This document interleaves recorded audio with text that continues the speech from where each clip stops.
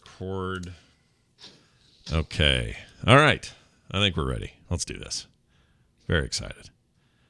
Got a show to do, guys. It's exciting times. Let's do it. All right. Here comes then. It starts in 3, 2, 1.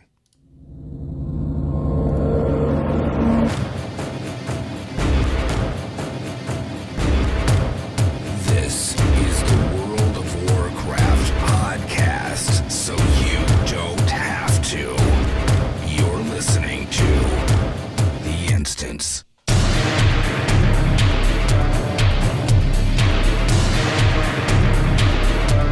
Greetings, everyone, and welcome to The Instance, episode, I don't know, what is it, 611, 611. That's not a band. I was thinking of 311. So for a hot second, I was about to say I was going to make some amber is the color of my energy joke, but I didn't do it because 611 has nothing to do with 311. Anyway, it's Tuesday. All of the Cure covers, they have one of them. They do. It's August 18th, 2020. I'm Scott Johnson with Garrett Weinzierl. Garrett, hello. How are you? Hi, Scott. I'm doing well. Fantastic. Haven't gotten to see anything cool on the PTR because the zombies are never happening when I log into it. Yeah, me either. I haven't been able to see those things either. We're going to talk a bit about those and how they work today, and hopefully answer some questions that might be lingering out there about how the pre-patch event is supposed to work. But for many of us, beta users anyway, you've had some experience with it already. And some people tell me it feels a lot like the Wrath event. It's because it's supposed to. It's kind of supposed to feel like the Wrath event. Hashtag working as intended. Yeah, I'm making it seem sinister, but really that's kind of what they're aiming for. So, well done, Blizzard. More on that in a bit. But first, side quests. Whoops, side quests. All right, let's get into it. Hey, are you sick of other video games out there getting RTX ray tracing support? I know I am. My card doesn't support it, so no, I am not. Oh, okay. Well, one day you too will feel the power of ray tracing in your video games, and you might feel it sooner in a game called World of Warcraft. You may have heard of it. Got some good news. NVIDIA released a GeForce driver that, in their words, quote, provides optimal support for World of Warcraft Shadowlands pre-patch on the public test realm. It introduces ray tracing visual effects to the game. This makes a lot of sense to players with the RTX cards that they're already using because the tech seems tailor-made and kind of shines in situations like World of Warcraft, older games, older engines. Not that WoW doesn't look good or they don't improve it. Obviously, they do. But you don't need a monster rig to enable this.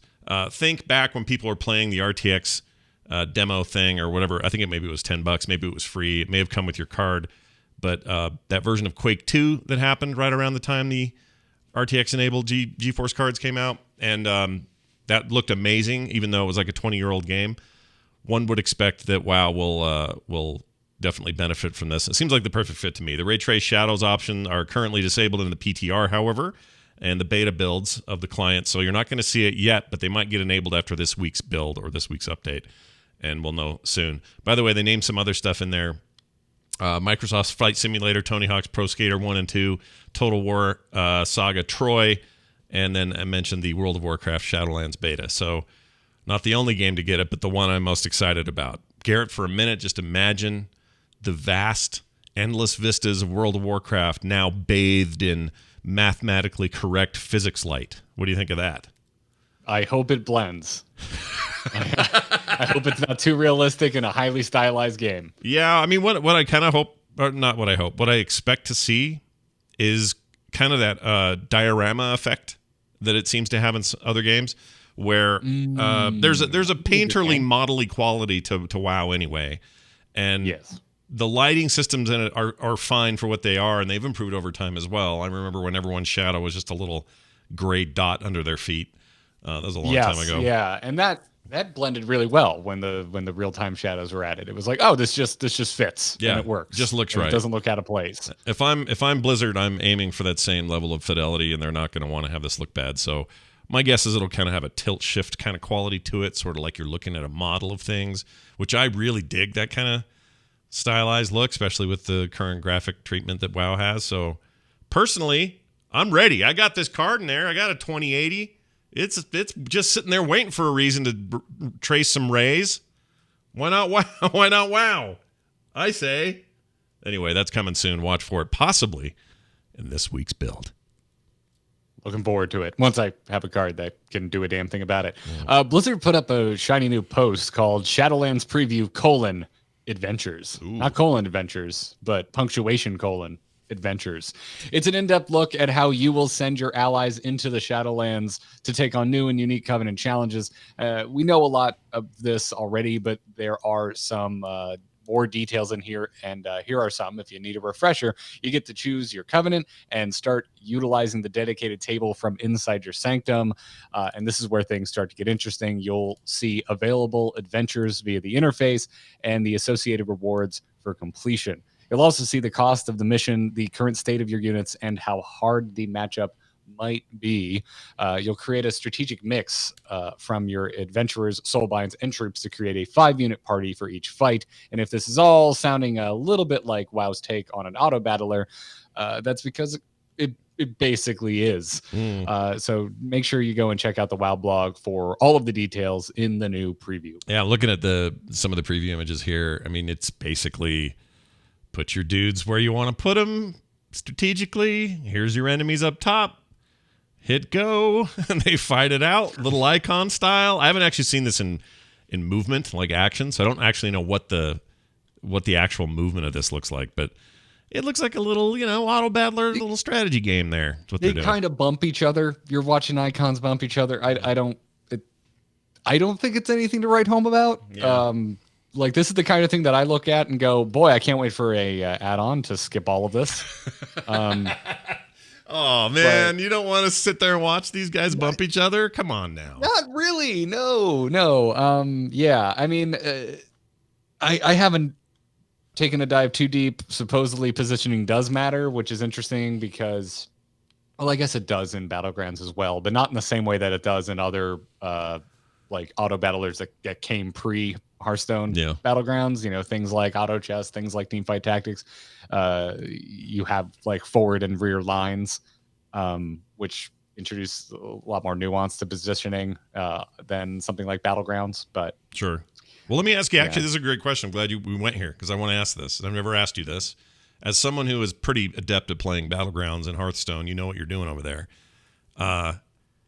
I've always wondered, does positioning matter at all? Like, I feel like that's where I F up in that game, but maybe it doesn't matter. Oh, it does matter. Okay. Big time. Because if it always your units always attack from left to right, and so usually you want to stack like biggest attack farthest to the left to just get your big attacks out of the way. Right. But there's certain units that can manipulate that, where you might want your units that are more prone to dying to actually attack first so that they make room because you're spawning tokens, or you have some sort of like a cannon unit, which is actually going away, that attacks when the unit next to it attacks. So you actually want units to die next to it, so they keep lining up next to the cannon and marching into their doom, so you get extra attacks off. Right. I mean, some of these things are death rattles. Some of these things are other effects that if you don't put them in the right order, you're not going to get your maximum benefit out of it. Okay, well, that's what I thought. I just didn't know, because it does feel like when I play other auto battlers, like what's the one for, I forget the name of it, Dota Underground, that thing, or whatever it is, Underlords. It's been a while. We'll get there. I feel like I'm just tossing. I feel like I'm just tossing dudes in there, just like, here you go, have a place, enjoy yourselves. Like, it doesn't seem like there's much strategy there for that. Yeah, one of these days, dude, we're gonna sit down. I'm gonna coach you. It's gonna be great. Oh Lord! And we're gonna learn something. All right, can we stream it so I'll be embarrassed in public? Okay. Absolutely, I'll be nice. I All promise. Right. I appreciate it. Anyway, more on that on the official WoW site if you want to go look at more. If you enjoyed the pre-patch events of World of Warcraft right before new expansions, oh boy howdy, we've got some great news for you. The Shadowlands pre-patch event is a full Scourge invasion of the capital cities of Azeroth, Stormwind, Orgrimmar. In the event, zombies are unleashed in the cities to try and turn you into a mindless ghoul. All right, so you got to be on the lookout for that. If you get infected, you now have 60 seconds to talk to an Argent healer, or you end up an infectious zombie like the rest of those bastards. All right? Here's a quick breakdown of how the various infection abilities work for these zombies and what to keep an eye out for. And by the way, we said this pre-show a little bit, but if this is all sounding a lot like, or starts to sound a lot like the Wrath of the Lich King pre-event, the Culling of Strathholm stuff, all that business, lead-up business, then you're not wrong. That is by intent and feels very similar to me. All right, so here's the first ability. Mangle. It's a melee attack. Applies a stackable 5% damage taken debuff. All right, so that stacks. That's bad. Wretch. Ranged attack that spews bile on the ground, which then deals damage and slows the movement speed of your character. Also sucks. Beckoning. Also what I yell at roaches when I kill them. Yeah, wretch! Right? Yeah, I can hear you doing that. By the way, did I ever tell you about the friend I had in the South who fell asleep one night and the next day for like the next 20 days felt dizzy and it got worse and worse and worse and couldn't figure out why? He finally went in and got looked at, and a little roach had crawled into his ear and made a little nest in his ear. That's bad, man. Whoa. Yeah. Made a little nest and was like doing stuff in there. I don't know what, but they had to pull this roach out and do some surgery to like clear out the nesty part. And it was real bad. And then I had a whole other friend who had the same thing happen, but the roach went in his bum, went right up his bum chute and made a little thing in his intestines there. Okay, all right. I'm calling shenanigans on this one. That's a real one. I promise. I'm calling shenanigans on this one. He tells me it's real. I don't know. Maybe he lied to me, but he's just, all he did was make it so I never want to see a roach again in my entire life. I have questions, but I'm not sure I want answers. All right, moving on. Beckoning Groan, speaking of disgusting things. Oh, I didn't get back to Wretch. Sorry. Ranged attack, spews bile on the ground, deals damage, and slows movement. Oh, I did say that. All right, Beckoning Groan. It's beckons up to 4 zombies to help you. So this is a thing you can do once you're a zombie, I guess. So you can give it some AI pals. Lurch. Increase the movement speed of nearby zombies for 100% for 10 seconds. Lurch. And then finally, Zombie Explosion. This is an explosion that deals high damage and infects nearby players, killing you in the process. So that's just some of what to look forward to. Please get an add-on up and running that when I cast Lurch, it plays the speed boost music from Lucio. Oh, that's not bad. That'd be great. You got to have him say something too. You got to have him do his amp. What does he say? What does Lucio say? Well, usually he says, "Let's drop the beat," but that's for his ultimate. Yeah, that's his ultimate. When he does the amp up, he goes, "Oh man, this shows how long it's been since I've played Overwatch because I like." Well, it's also in Heroes of the Storm, but I'm pretty sure it's just like the sound of a track fading into another track, if I remember correctly. Yeah, I like that music. Anyway, zombies are coming. They're there actually. If you can catch it and get into the beta at the time it's happening, which Garrett and I have had some very terrible luck doing lately. You'll be able to experience this now, or you'll wait until the pre-patch and do it like everyone else will when the game launches. Best of luck, everybody. The cosmic map for Azeroth is about to get more populated for the first time since Warlords of Draenor, which I had to think about for a second, because, yeah, it's been that long. Yep. Joining Draenor, Outland, and Azeroth itself, when you right-click multiple times on the map, which usually I do by accident and go, what am I looking for? Where was I supposed to be? Oh, I right-clicked too many times. But it's going to be Shadowlands with its own special designation. This, of course, makes sense because this is the first new, basically, other world to join WoW since 2014's Warlords. All other expansions took place on pre-existing planes. BFA, the most recent one, for example, we just got 2 new islands that, frankly, we knew existed from a lore aspect, but we just decided not to go there. Well, there were some mists, there were mists of Pandaria. Not this time. No, we more or less knew where they were. Well, we mentioned them multiple times, but whatever. Whether or not we ever get an answer regarding Scott's Azeroth moon theory, well, we'll just have to wait and see. See, I have this theory that you got your Azeroth right there in the middle there, right? You got your Draenor over here to the right. Although none of these positionally mean anything. They're just different worlds, basically. Outland over here, of course, which we've had for a very long time. And then now Shadowlands taking up this space up in the upper left. And I've had this long theory that most planetary bodies have some sort of lesser celestial bodies rotating around them. So in theory, and I think you see it when you're out running around at nighttime in some of the skyboxes, there's a damn moon in Azeroth. It's quite important to night elves. Yes, there is definitely a moon. Right, exactly. The moon. It's the night elves love the moon. You guys are always going on about the moon and doing attacks that have moon power. Obviously, there's a moon. So I think my theory is one day we end up on the moon, Azeroth moon. According to WoWWiki, Azeroth has 2 moons. Oh, and really? I am just now learning this for the first time. I didn't know that either. I mean, that sounds like that's some Star Wars New Hope shit where you got two moons in the sky. I guess those are suns, but They are definitely suns. So hold on. 2 moons, Azeroth. Okay. So let's see. The moon, Wowpedia. Okay, there's the White Lady and the Blue Child, they're called. Boy, this is great. The Draenor and Outland also have the Pale Lady, Smaller Moon, and other celestial bodies. There are also other moons, but we've never been there is my point.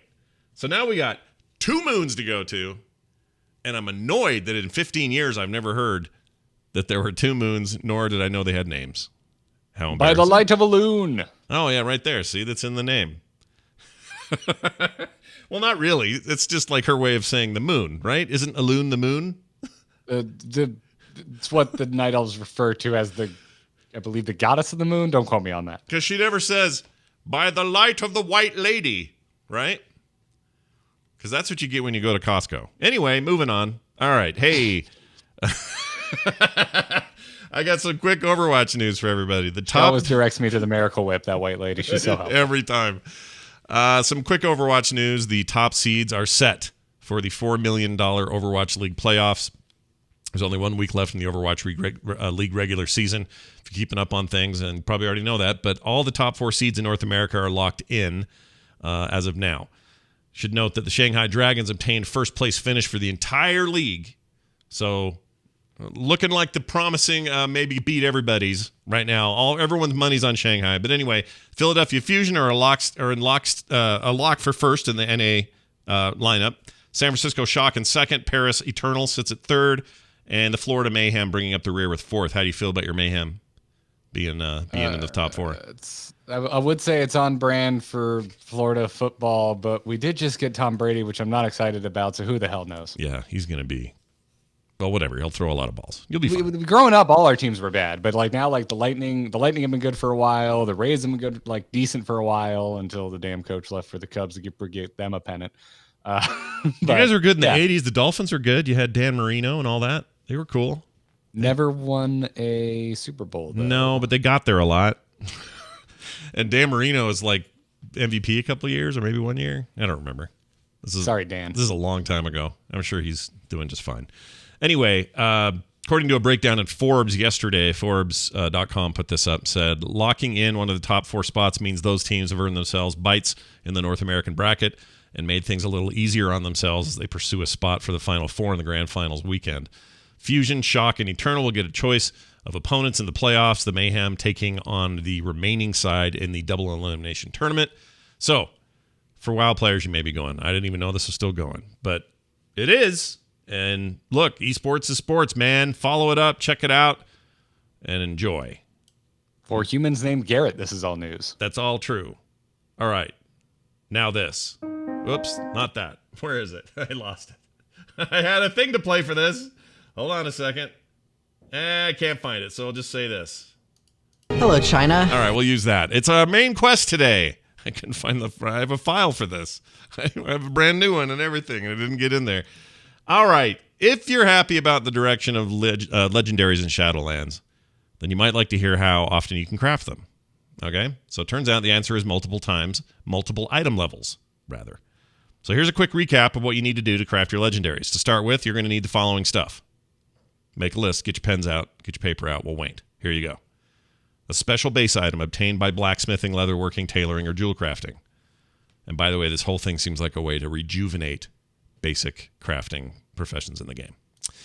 An amount of soul ash obtained from weekly completions of Torghast, Tower of the Damned. Then you also need the Memory of the Rune Carver legendary recipe obtained from various sources in the expansion. I suppose those details will become clear later. 2 different stat scrolls from the inscription profession. So inscription people, get your shit going. You're back. You're back in our good graces. Missive of Haste, Missive of Critical Strike, Missive of Mastery, Missive of Versatility. You're going to need one of those, depending on what you're trying to do and what your class is. Okay, you'll take all of these items once you've got them. You're going to bundle them all up in a little bag, and then you're going to run over to the dude. What's he called? Hold on. What's his name? The Torghast Rune Carver. All right? You'll combine all these items together. He'll make your legendary. It could be a she. I don't know. I'm not here to tell you what gender the Rune Carver is. Okay? You're going to have to find that out on your own. This should be a real shot in the arm, though, for standard crafting professions in the game. You have to have that base item every time you do this. So if you've got a friend who does the thing you don't do, great. If you do it yourself, great. That's fine. You can make all your stuff yourself if you're proficient at whatever profession needed.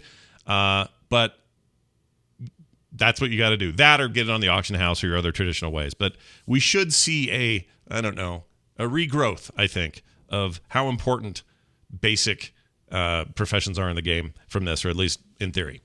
Most of the time, you're going to need enchanters as well, so don't forget about your enchanting friends. As for the Soul Ash component, you'll be able to obtain 100 quantity every week maximum, at least for now. That's by clearing the 2 available Torghast wings at the maximum layer of 8. So if you're going to go full min-max on this thing, you can get 100 quantity every week, and if you're successful at doing that, you can craft your first max level item after 4 weeks. So that first legendary, you're 4 weeks in, you got it. It should be mentioned if you want that item to be, if you don't care about it being max level and you're just looking for the effect, you can do it in week 1. So again, if you're not trying to min-max, you'll be okay if you're just trying to do that. There's a really great guide on this whole thing over from our friends at Wowhead, so I would recommend giving that a look and digging into it a little bit deeper. But the more I hear about the legendary system coming up in this expansion, the more I like it. And in theory, some players are gonna be every week hot new item level item level appropriate legendary all the way through this expansion, and maybe more down the road. Garrett, what do you think about that? How do you feel about your life of legendaries? No longer is it just hidden in a rock somewhere in freaking Legion, and you got lucky. Now you're going to make that shit. Hey, eventually we complained enough that we were able to grind and get a legendary. That's true. I guess we could complain some more. But yeah, it took a while for Legion to get there. Yeah, I'm with you. This is it's a little systems deep, but you know, when you kind of break it down into the 4 main bullet points of the shite you need to even start making this, it's pretty easy to follow along. Yeah. I share a lot of your thoughts. I think this is it's hard for me to look at this and see it in any light other than a major improvement over the kind of RNG fest that was Legion for the majority of its existence, as far as getting legendaries was concerned. Yeah. And then we basically took BFA off. I mean, there were quote unquote legendary items, but not like in Legion. That was a rebuilding couple of years, I think, for what legendaries would be. But what I like about this is it feels attainable by people if they're willing to do the work. It doesn't feel impossible, is what I'm trying to get at. It feels like I need a scribe and I need one now so I can make the dollar bills, y'all. You're going to need that. But what I like about it is it's also very clear about what work you do have to do. And so the player's commitment is clear, right? If you want to do this and you want to do it at the pace to maximize your chances of having the best gear in the legendary department, you know what you have to do. And is that work worth it for you? Great, do it. If it's not, then don't. But also know that if you just want the effect of the legendary weapon or want it to look cool or whatever, you can do that quicker. You don't have to go all nuts with it. I like that when the game does that. I like when the game is clear about its methods and doesn't... I mean, in a way, this looks like a bunch of currencies because you're talking about a whole bunch of crafting items and then, potentially other people involved and all that. I mean, it seems like that could be complicated, but to me, it's not. I prefer this so much more than saying, to do this, you need to go out and grind 14,000 emblems of the dirty rat and then bring those back and then turn those into what's his name. He'll give you a thing that they got to take to another guy and convert to a thing. Like, it's too obscure and just abstract when they do grindy currencies. This is like, get the parts, you know where to get them, you know how to do them, and you know how to earn them. And even though it feels like it's a little bit of currency creep, it's like good for the world. It feels right for the world, for me making a legendary thing in this world. Like, I'm down with this. I think it sounds great. And I like that it's building upon I like that it's building upon existing professions, so that I need to learn a little bit more if I'm making my list of what my goals are and what I need to do to achieve those goals. In this case, getting my legendary. Yeah, it includes a lot of stuff, but it's built on top of systems that are pre-existing in some cases, like the profession stuff. So I kind of dig that. 'Cause we've needed to go to other professions throughout all of WoW's history for certain things when we get to end game. So this to me just feels like an evolution of not being able to do everything yourself and needing to go to other players or your other alts, because you're a crazy person who has a ton of alts. Because you're insane. Why not? That's a lot of people, though. There are plenty of people who would be just doing this for themselves, I guess. Oh yeah, with their exactly. But Soul Ash. One would assume Soul Ash is 100% soulbound, so you're not gonna be able to buy this or borrow this or get it from your friends. This means there is one point of heavy expectation on Blizzard in this scenario, and that is that Torghast needs to remain great to play. Because if it's not, and if that becomes grindy, earning that 100 quantity of Soul Ash every week is going to freaking suck. And so they need to make that, I'll give you an example. This expansion that we're still currently in, islands are boring after a while, pretty quickly actually. And even worse are, what's the big war ones that's like the RTS? What's the mode? I can't think of the mode. The war fronts? War fronts. What's the war on the front? What's that front where we have a war there? I hate those. I hate them. I find them to be the most tedious, boring, lame things the game's offered in a very long time. And anytime I needed to do it to get something else, I was angry at the game.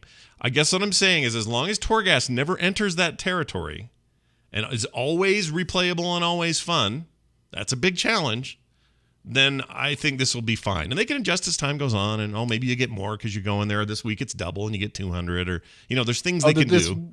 This reeks of the type of system that will have catch-up mechanics down the road.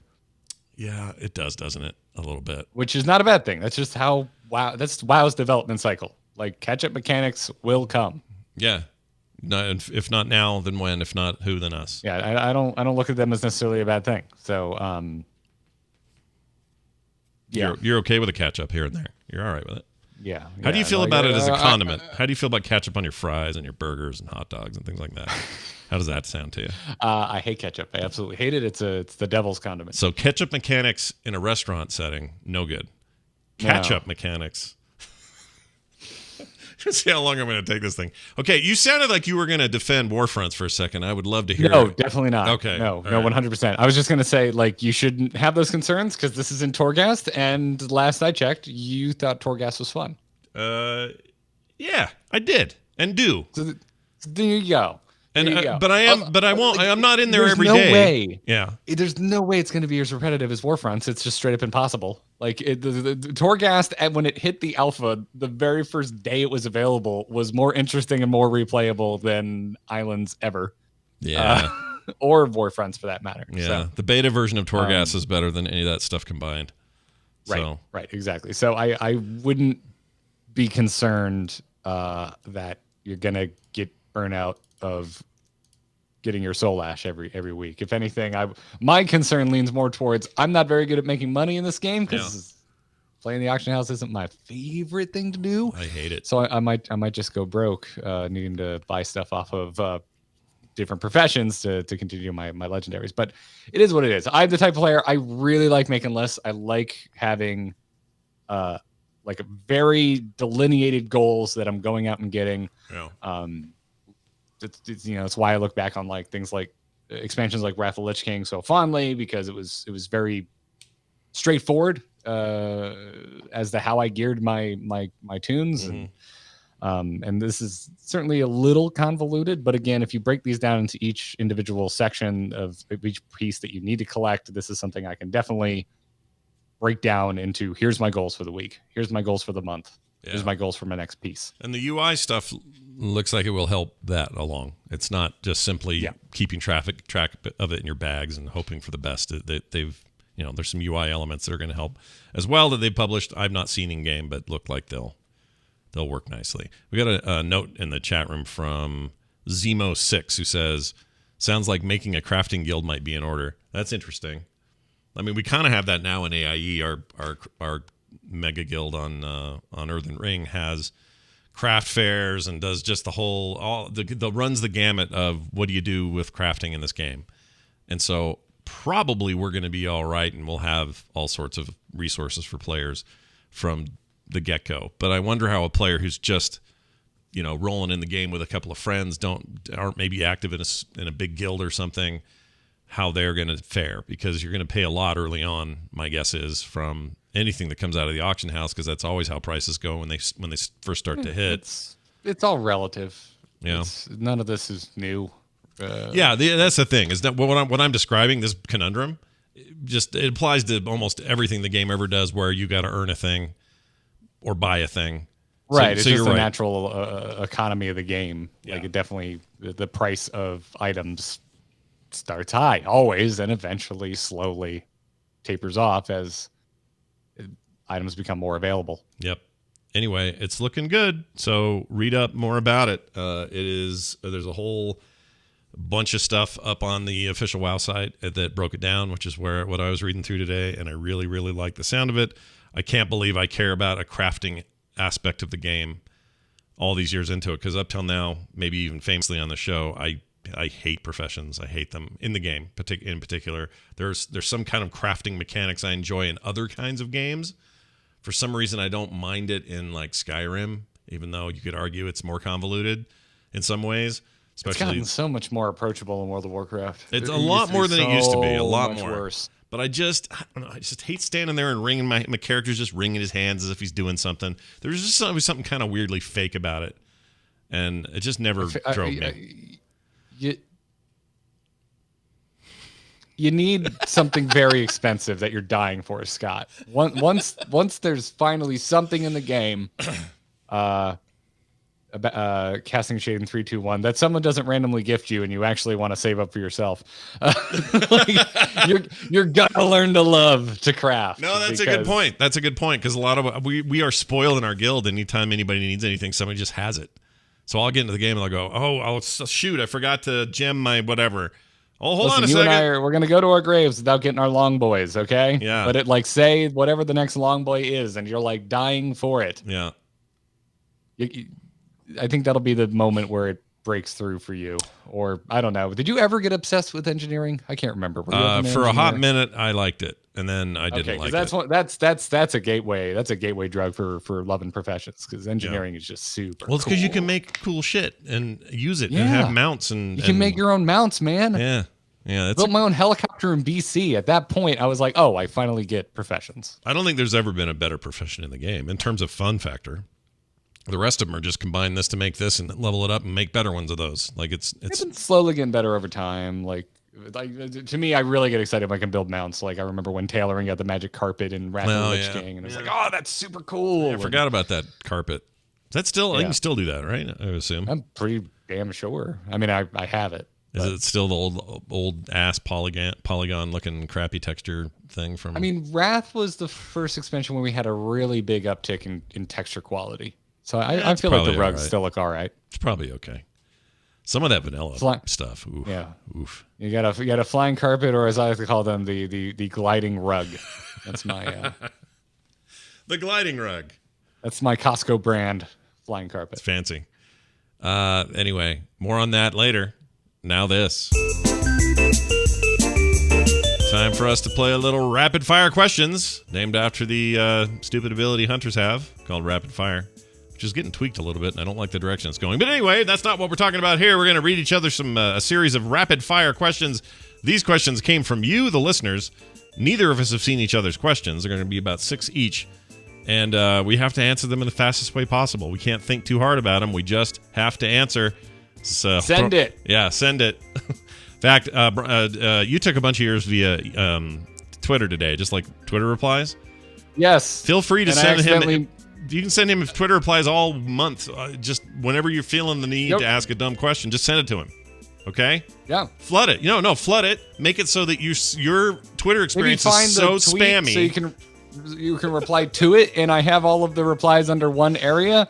Just spam him until he can't stand Twitter anymore. Make it so bad that the usability of the experience has gone from average Scott, to I don't terrible. think you understand what a cesspool Twitter is. If you're going to bury it with ridiculous questions to ask you, that's actually going to improve my Twitter experience because it's going to bury all the BS. And don't forget, this is an important note. These questions should be, a little more on the silly side. We don't necessarily choose ones that say, "What do you think about them adding an extra slot for characters in the next expansion?" That's less what we're looking for, and we're more looking for how big do you think Thrall's left nipple is? That's more like our jam. All right.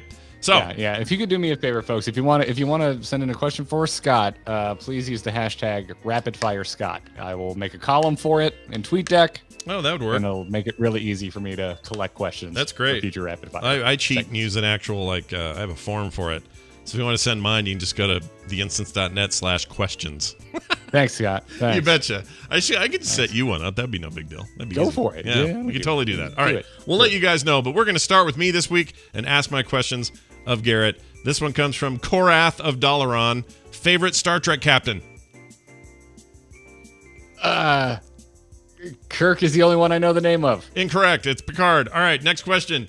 Badger Lord on Kargath US says, what is your least favorite zone in the game and why is it Mechagon? Because it is the worst generic dirt island since the Broken Shore. You and this guy agree. Rusi from Earthen Ring says, what real-life junk food item do you think would be your character's favorite? Whatever your main character is. If I'm role-playing my paladin, he'd be really into cinnamon buns. Oh, wow. All right. That's an answer I did not expect. Next up, John from I Don't Play WoW says, oh, that's funny. He doesn't play WoW, I guess. Do you think there will be more Jedi out there if some of them didn't have their lightsabers go off by accident and kill themselves? Sure. I feel like it's asked and answered. Like if we were to assume a bunch of them went off by accident and killed themselves, well, yeah, there's less Jedi. That's what you say when you're caught. You Yeah. know, I wasn't doing what you think I was doing. I was just cleaning it and it went off. Now, here's a question we've all been wondering for a very long time. What is your favorite capital city in World of Warcraft? This is from, the name is Animental on Tyrannus. I don't think it holds up now, but I still have a really, really, really, really, really, really soft spot for Shatrath circa Burning Crusade. Oh, I do too, actually. A lot of wide berth kind of roads in there, but I have feelings for it as well. Unlike anything I experienced at the time. Final question. Yorgi in Spain says, what smells worse, an orc's armpit or an undead's crotch? It's got to be the undead crotch. I Right. mean, there's a conversation here. It's a sliding scale. Like, how long has the undead been an undead? Because it may have just rotted away entirely. It might be squeaky clean and just smell like bone. Yeah. So you know what? I'm gonna go on an average day. You know, actually, I'm gonna change my answer. It's the orc armpit. Oh, on man. average, it's an orc's armpit. All right. The correct answer was an abomination's butthole. Abomination's butthole. Oh. Wasn't one of the I was gonna options, go- but I was gonna go with Stitch's nipple. Oh, Stitch's nipple. Yeah, I played bass for them for years. All right, let's get to mine. Do you have a list for me now today? I do. Badger Lord also asked you a question, Scott. What is your least favorite dungeon or raid boss? Bone Storm. What's his name? Marrowgar. Yeah, I don't like him. Oh, I love Marrowgar. It's because I did him 1,000 times. I was so sick of him by the time we were done. The first time you walk in, he's at the bottom of the spire. It looks amazing. You look up, there's great perspective. Troll Dan asks, what's your preferred fast food breakfast food? Geez. I can't think right now. I really like the Chick-fil-A. They have these chicken breakfast burritos with like egg and like their grilled chicken. Those are very good. That's my favorite right now. I mean, if you're talking like crappy fast food, that's it. I'm a Butts wants to know, because you are so bad at names, what is the orc starting zone called? The orc starting zone is called... Wait, now I'm being nervous because I don't want to get this wrong. All right, so we're in the starting zone? Like the zone. The zone an orc starts. What about this do you not understand? Yeah, but do they call that little camp something else? Is that what he's The asking? little camp has a name, Scott. Camp Potato Anus. I have no idea. I can't remember. It's named after... No, I know about the Thrall's dad thing. We're not talking about the whole zone. We're talking about that starting camp, right? Just the camp. Yeah. What's it called? Yeah. Well, you were wrong, so you get a...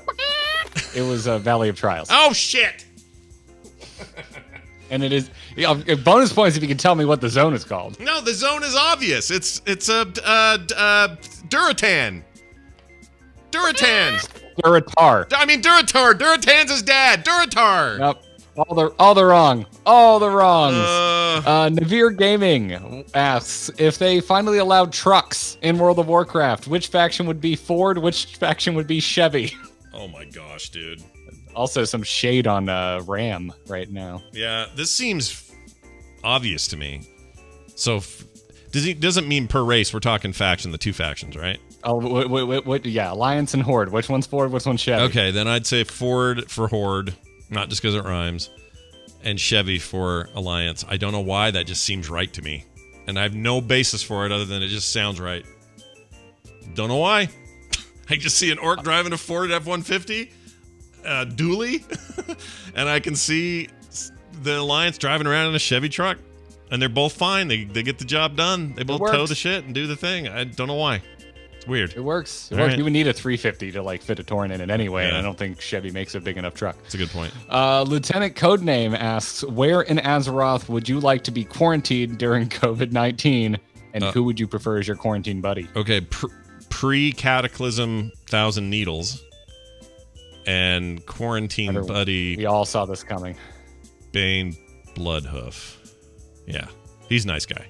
I could hang out with him. That's actually incorrect because Jaina could have conjured you food and water. Damn it!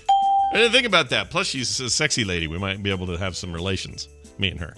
I don't know. I'm not saying I would. I'm just saying, if we had to repopulate Azeroth with our seed, who better than me and Jaina Proudmoore? Well, speaking of sexy, Keg Tapper wants to know, what male actor would you like to see in Alex Strauss's clothes? Oh my gosh, what male actor? Tom Hardy is the only correct answer. Tom Hardy.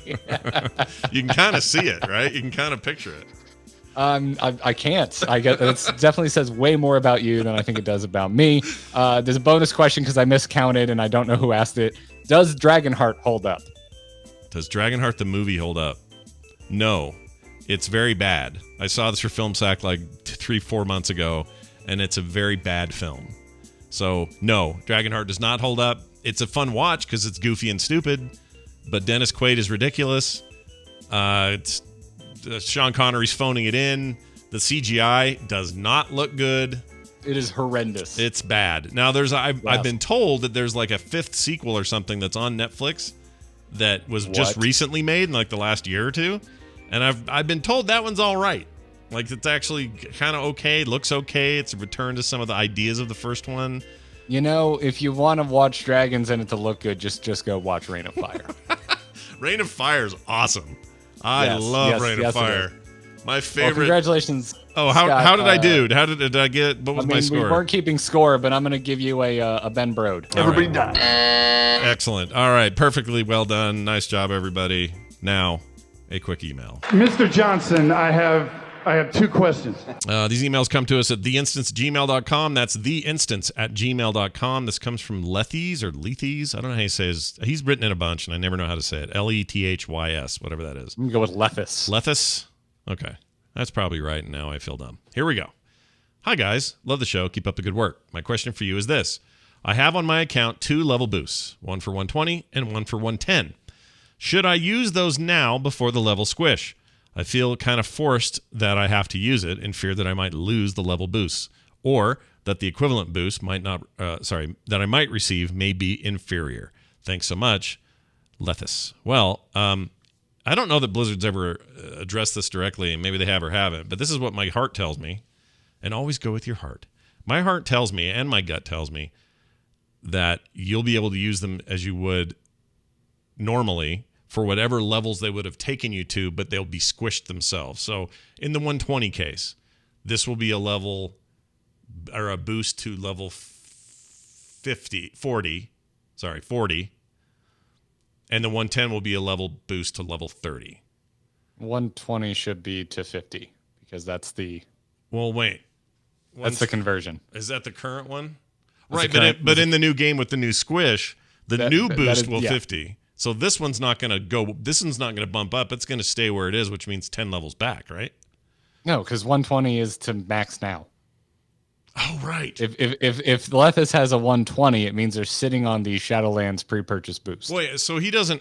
Oh, I get it. Yeah, you're right. If he has a 120, then that's not even for the current game. Okay, yeah. I'm thinking of the 110, and if he had like a 100. Yeah, the 110 is the one I'm not sure on, frankly. I Right. haven't seen it addressed anywhere. Well, I would assume just another. It's all going to scale by tens. I would think. Right? Maybe. We don't. The 110 is where it gets weird because right now you'd be 110, and I don't know what the conversion is when the squish happens because that's not max level. That's at the beginning of BFA. Yeah. Now I don't know.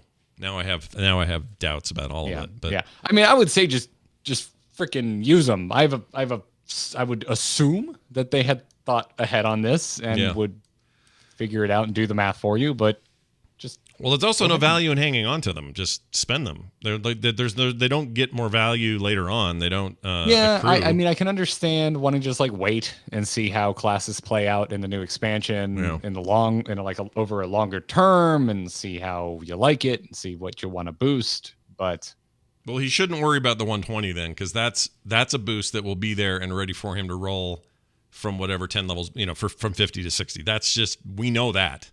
They just aren't calling it a 50 to 60 on the box and on the pre-order material because it looks weird. Because the game is currently people getting to 120.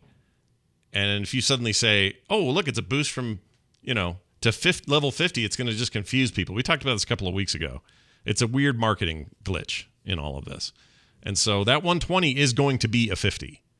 You can count on that. And you should save that during the expansion, maybe a little bit in the beginning, decide what you want to do, assuming you have some other current level 120s that will then be 50s also. Like play the classes you already have there, and then if you're like, I really want to play a monk and I never have, well then boost a monk or whatever. The 110 I think I'm with Garrett. I don't know what they were doing with the old ones. They're not I can tell you this, they're definitely not bumping that to current. They're not going to make that a level 50 to 60. There's no way. Okay. So chat room has, I haven't seen this, linked to a handy chart on Wowhead of the current level and what it will be after the squish. So the 110 will be level 45. Oh, it's more I mean, that doesn't confirm that that's what the boost will do, but. Interesting. Okay, so there's no confirmation, but by their math, it's a more incremental, granular drop. Or boost rather. It's not straight tens. It could be in the middle somewhere, which makes sense. Yeah. Okay. Yeah, well, I tried poking around trying to find a blue reply to this exact concern, and I couldn't find anything official. Because currently levels 5 through 7 will be level 3. According to this chart, 18 through 19 will be level 9. Currently 29, 31 will be 13, and it goes up from there. Yeah, so on and so forth. Yeah. Interesting. Okay. All right. Well, it looks like I think Wowhead did the right math. Whether or not Blizzard does anything special with those boosts, who knows? If they round it up, or down or whatever. I don't know. Yeah, I would not be. I'm not concerned about the current boost to 120 because they would want those to still be around so you can get started at Shadowlands post launch. I wouldn't. Well, plus I wouldn't. Isn't that the only time you can buy that thing? If he has a 120, he's bought the expansions boost. So right. But then they'll make them available for purchase after Shadowlands launches, like they always do. I'm sure. Yeah. They can do. They want that extra $60 or whatever as I paid that one time for that mage I never took all the way through. Gosh dang it, dude! Oh, the memories. Still memories. on the dock. That effing mage. He's sitting right there on the dock talking to a bunch of trolls about all this stuff as if it hasn't happened already. What a waste of $60. Asking Kalanji why her dress looks so much like Zelda. Oh, why did I waste so much money on that? All right. I'll never do that again. That's it for your emails. Thank you for that. Theinstance@gmail.com is where you can send an email just like Lethis did, and we'd love to read it on the show. It's going to do it for us. However, before we go, a reminder that this show is supported by you and your help over at theinstance.net. We have an Instance Plus membership that we built ourselves, and it's super easy to become a member of. You get cool monthly rewards, including artwork. I just put up a panda. Let me see if I can show people this real quick. If I can find it. Here we go. I meant to have this handy. So I drew a panda for this month's art, and it comes on a handy-dandy collectible card. And it's got card art on the back, kind of Hearthstone style from Garrett. On the front, you've got this new drawing of a Pandaren from me. Whoops. Move that over here. There you go. So you can get a look at him. Just a big ink and grayscale sketch that I did of a Pandaren. Anyway, you get that. You get the month, you get the date, you get a signature, and you get the art. And you don't get it any other way unless you support us on our Instance Plus membership. Again, that's the instance.net. Check it out. All right. I think that's it. Garrett, we should probably tell folks what's going on in your world during the rest of the week. What's going on amove.tv? Oh, yeah, man. Well, there's going to be a big patch in Hearthstone either today or tomorrow. They couldn't confirm which day it was coming, but we already know what's happening. It's a big update for Battlegrounds. Murlocs are finally getting nerfed. We're also getting a couple changes to some of the more annoying cards in the new expansion. And so we're going to talk all about that on the Angry Chicken. We're also going to talk all about the pre-patch on WoW Killer this week, and Into the Nexus will be coming Thursday because we're supposed to get a balance patch this week, so expect us to break that down as well. Nice. All of that over at amove.tv. Nice. Go check it out. If you're looking for more cool stuff like this, you can find it at frogpants.com. Oh, gosh, what else do I have to say? That's it. We'll be back next week with more. Oh, yeah. What are you going to say? Support the show and go hear Scott and I ramble about Halo for an hour. That's going up today for all you late people. All the early birds already got it. So if you want early bonus content, that's how you get it. You support us as an Instance Plus member. So head on over there and check it out. Thank you, everybody who is already doing that for us. We really appreciate it. It's going to do it for us. Theinstance.net is our website. You can go find us on Twitter at Instance Show. Garrett Art, Scott Johnson, not Patrick. I think Patrick is back next week. We'll be welcoming him back to the fray after a very busy trip he's been having. And again, you can get more great content at frogpants.com, both live and to your hard drive. That's going to do it for us, for me, for Garrett, and for the still vacationing Patrick. We'll see you next time.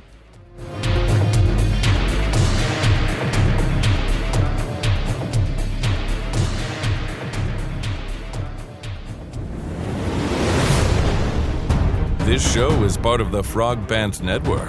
Yes. Get more at frogpants.com.